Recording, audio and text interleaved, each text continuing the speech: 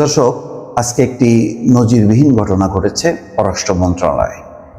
সেখানে পররাষ্ট্র উপদেষ্টা যুক্তরাজ্যের হাই কমিশনারকে ডেকে অসন্তোষ প্রকাশ করেছেন।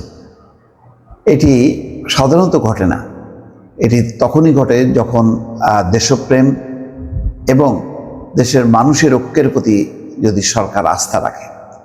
আজকে সেই ঘটনাই ঘটেছে। কেন ঘটেছে? যুক্তরাজ্যের সম্প্রতি পার্লামেন্টে বাংলাদেশের সংখ্যালঘু পরিস্থিতি নিয়ে বক্তব্য দিয়েছে এবং সেই বক্তব্যে যথারীতি সেই অপপ্রচারের বয়ানটা তুলে ধরা হয়েছে। সেই কারণে তৈয়দ হোসেন হাইকমিশনারকে ডেকে নিয়ে তথ্যপত্র দিয়েছেন এবং তার অসন্তোষের কথা ব্যক্ত করেছেন।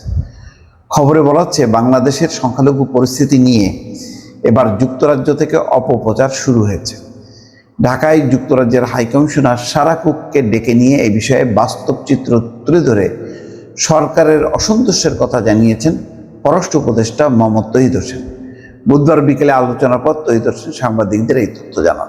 পররাষ্ট্র উপদেষ্টা বলেন, ব্রিটিশ হাইকমিশনারকে ডেকেছিলাম। ছোট দুটি ঘটনা ঘটেছে। গত 2রা নভেম্বর ব্রিটিশ পার্লামেন্টের 2 সদস্য বক্তব্য দিয়েছেন বাংলাদেশের সংখ্যালঘু পরিস্থিতির উপর। সেই বক্তব্যে কিছু ভুল তথ্য রয়েছে, সেটি হাইকমিশনারকে জানিয়েছি। এছাড়া ব্রিটেন ভিত্তিক কিছু সংগঠন কিছু তথ্য তুলে ধরেছে যা প্রকৃত চিত্র প্রতিফলিত হয়নি। তৌহিদ হোসেন বলেন, পার্লামেন্ট সদস্যরা তো যা ইচ্ছা তাই বলবেন, এখানে কারো কিছু করার নেই। কিন্তু বাংলাদেশের এই বিষয়ে যে অবস্থান তা ব্রিটিশ সরকারকে জানাতে অনুরোধ করেছি। সারা কুক বাংলাদেশ হাইকমিশনের মাধ্যমে বিষয়টি জানাতে অনুরোধ করেছেন। পররাষ্ট্র উপদেষ্টা বলেন, যুক্তরাজ্যের অল পার্টি পার্লামেন্ট গ্রুপের একটি বড় প্রতিবেদন এসেছে। এই নিয়ে বাংলাদেশ দুঃখ পেয়েছে, কারণ সেখানেও দেখানোর চেষ্টা করা হয়েছে যে 5ই আগস্টের পরে বেশি মৃত্যু হয়েছে। বিষয়টি সম্পূর্ণ মিথ্যা। 5ই আগস্টের আগে মৃত্যুর সংখ্যা বলা হয়েছে 280 জন এবং মোট 1000 বেশি জন। 5ই আগস্ট এবং তারও আগে অন্তত 1500 ছেলেমেয়ে নিহত হয়েছেন, এটি হাইকমিশনারকে জানিয়েছেন। এর মধ্যে 780 জনের তথ্য সহ তালিকা করা হয়েছে। বাকিদের অনেকের পরিচিতি নিশ্চিত করা যায়নি, তাদের মৃতদেহ পাওয়া গেছে।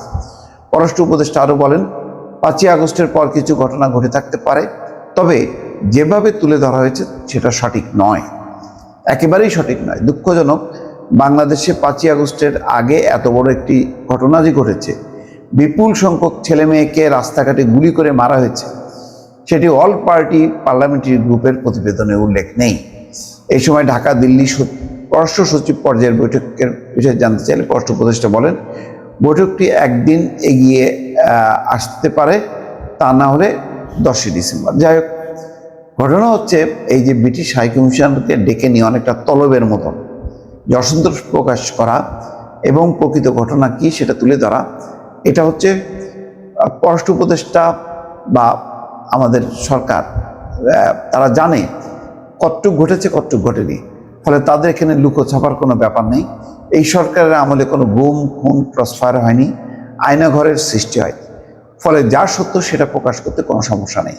এবং কী কারণে সেই পরিস্থিতি সেটা নিশ্চয়ই সরকার ব্যাখ্যা করেছেন যে শেখ হাসিনার যেই স্বৈরশাসন, সেই স্বৈরশাসনের অবসানের পর মানুষের যে ক্ষোভ বিক্ষোভ, সেই ক্ষোভ বিক্ষোভকে কোথাও কোথাও নিয়ন্ত্রণ করা গেছে, কোথাও কোথাও নিয়ন্ত্রণ করা যায়নি, যার ফলে এটি ঘটেছে। একটা সফল গণ অভ্যুত্থানের পর এই ধরনের ঘটনা বিশ্বব্যাপী কোনো অস্বাভাবিক কোনো বিষয় না। দর্শক, ভালো থাকবেন। আল্লাহ হাফেজ।